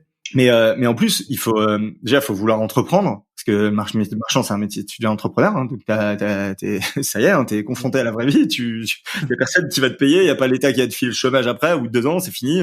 Donc ça, c'est quand même un sujet important, hein, et c'est que tu te retrouves face à tes responsabilités, et faut y être prêt, hein, tout simplement. Et tu disais tout à l'heure, ça implique des vraies responsabilités. Et quand t'as ton job à côté, comment tu vas gérer des urgences? Imagine. Je disais à un de mes membres, parce qu'il voulait pas quitter son job, maintenant il a quitté, il est super content et tout. Et il disait, tu te rappelles, une fois je l'ai au téléphone à midi, tu vois, c'était il y a un an, 18 mois, 24 mois, je sais plus exactement. Et il me dit, putain, j'ai loupé une affaire, parce que l'agent IMO, il m'a appelé à 9h, j'ai pu le rappeler qu'à 11h, et du coup il l'a présenté à quelqu'un d'autre, le marchand il l'a acheté. Alors t'imagines que je lui dis, mais t'imagines, à l'époque je lui ai dit, ça fait 6 mois que tu bosses comme un cinglé, que t'analyses tout. Et le jour où t'es pas là parce que t'es au boulot, la bonne affaire, elle arrive, tu sais, parce qu'en fait, c'est des stats, hein. En fait, dans toute ville, dans tout machin, statistiquement, il arrive à peu près tant de biens, tant de T1, tant de T2, tant de T3, parce qu'il y a tant de mariages, tant de divorces, tant de gens qui déménagent. C'est comme ça, c'est de la démographie, en fait. Et t'as des gens qui meurent, etc. Et donc, en fait, tu te prépares à ce que l'affaire, elle arrive, parce que t'en as pas 50 qui arrivent chaque jour. Et le jour où l'affaire, elle arrive, t'es pas là, t'es au boulot. En fait, donc, c'est complètement con, tu vois. Il y a un moment, il faut avoir vraiment l'ambition, enfin, quand tu veux vraiment en vivre et aller loin, il faut avoir l'ambition de faire ça. Il y a des gens qui le font en parallèle d'une activité locative, il y a des gens qui le font en parallèle de choses, mais en tout cas où c'est malléable et ils peuvent faire ce qu'ils veulent. Mais si t'as un bon CDI, 40-50 heures par semaine, cadre moyen, t'oublies, hein, c'est même pas la peine si t'as pas pris la décision de partir. Ok, intéressant. Bah écoute, je pense qu'on a fait un bon petit tour, hein. 1 heure de podcast, nickel. J'étais ravi de t'avoir sur le podcast. Je sais pas si tu veux ajouter un conseil, un mot de la fin. T'es pas obligé, en tout cas. Non, mais ouais, s'il faut dire un Déjà, truc. Moi, la seule chose. Marcus, De quoi? vous te contacter, Ah déjà? ouais, bah, alors avant, je vais donner le mot de la fin. S'il y a un truc que je peux vous dire avant de vous dire où me contacter, c'est essayez pas, parce que il y a beaucoup de gens qui me parlent, qui viennent me parler sur Insta, etc. Je réponds, vous en faites pas. Mais essayez pas de devenir des puits de science. Essayez pas de comparer ce qui existe, ce qui est machin. Il y a un moment, il va falloir passer à l'action. Donc, il faut avoir les bonnes bases. Il faut aller sur là où vous vous sentez un peu à l'aise, et sinon, il faut trouver les leviers pour voilà pour être plus à l'aise. Mais surtout, voilà, passer à l'action. Arrêtez d'être tout le temps dans l'éternelle analyse. Et à un moment, vous bougez plus, vous restez devant votre PC, vous faites rien. Et je connais des mecs qui ont fait plein de formations, même des formations sur les marchands. Enfin, il y a énormément de gens qui sont nous dans le cercle, qui ont fait plein de formations de marchands. Et à la fin, ils viennent chez nous parce qu'ils disent bon, voilà, maintenant, je veux passer à l'action et je veux vraiment y aller, quoi. Donc, que ce soit en locatif, que ce soit dans tout ce que vous faites dans votre vie, quand vous apprenez, même vous lisez un bouquin, sortez-en 4-5 actions et faites-le réellement. Et vous verrez, c'est comme ça que les choses font et avancent. Les actions, même si chacun prendra l'action qu'il veut, on s'en fout, mais c'est comme ça que vous avancerez. Donc voilà, si je devais vous donner un conseil, c'est celui-là. Et si vous voulez me contacter, écoutez, moi c'est sur Insta, Seb Marcus, le cercle MDB. Si vous voulez parler avec moi. Par contre, si vous voulez des infos sur le cercle, n'hésitez pas. En général, vous envoyez un mail à contact@lecerclemdb.com. Ou sur le site internet, vous retrouverez les boutons pour récupérer le formulaire. Petit formulaire à faire pour justement qu'on s'assure que ce soit fait pour vous et que tout le monde ne perde pas du temps. Et puis après on se rappelle. Donc voilà. Super. Écoute, Seb, je te souhaite une très bonne continuation. Merci. Et puis je te souhaite une très bonne soirée. Merci, à bientôt. Ciao. Ciao, bye bye. Et voilà, on arrive au terme de cet épisode. Donc, pour rappel, comme je vous ai dit en introduction, je fais le prélancement à moins 35% pour la formation Générer des gros billets avec votre RP. Et si vous voulez nous rejoindre pour le week-end à Chamonix du 18 au 20 août, vous m'écrivez également info@patron.net, vous m'écrivez sur Instagram ou sur Telegram. Voilà, et sur Telegram, d'ailleurs, vous pouvez nous rejoindre. Pareil, le lien sur grosbillets.com. Le groupe Telegram, donc je lance des discussions, je lance des questions où je trouve que c'est intéressant que toute la communauté ait la réponse. Par exemple, la question que je viens de poser aujourd'hui, c'était qu'est-ce que vous faites par rapport aux locataires et aux candidats locataires qui ont des titres de séjour? Quelles sont les précautions à prendre? Comment est-ce que ça s'organise? Voilà, les réponses sont sur le Telegram. La dernière fois, j'avais posé également une question sur les channel managers quand vous faites de la location courte durée. J'ai également posé des questions sur quelle télé choisir quand on fait de la location courte durée. Voilà, je pose des questions régulièrement et merci à tous ceux qui participent dans le groupe Telegram. On est 479 et bientôt 500. Voilà. Et puis Telegram, ce que j'aime bien, c'est que y a pas d'algo. Voilà, vous avez les messages. Si vous avez envie de les lire, vous les lisez. Si vous n'avez pas envie de les lire, vous les lisez pas. Mais au moins vous êtes maître de ce que vous lisez ou non. C'est pas comme Instagram, Facebook ou LinkedIn. Voilà, je vous souhaite une très bonne fin de journée et on se retrouvera la semaine prochaine avec, je vous l'annonce en avant-première, ma petite fourmi avec Azé qui nous expliquera comment elle a mis de côté plus de 70 000 € bien avant sa trentaine. Voilà. J'aime bien aussi faire des épisodes de temps en temps, un peu finance perso, etc. Et pas faire un mix des gros investisseurs, des gros entrepreneurs et puis un peu que chacun à son échelle puisse également mettre de côté ses deniers jusqu'à ce qu'ils se transforment via l'effet de boule de neige en gros billets. Je vous souhaite une très bonne journée, très bonne soirée et à très bientôt.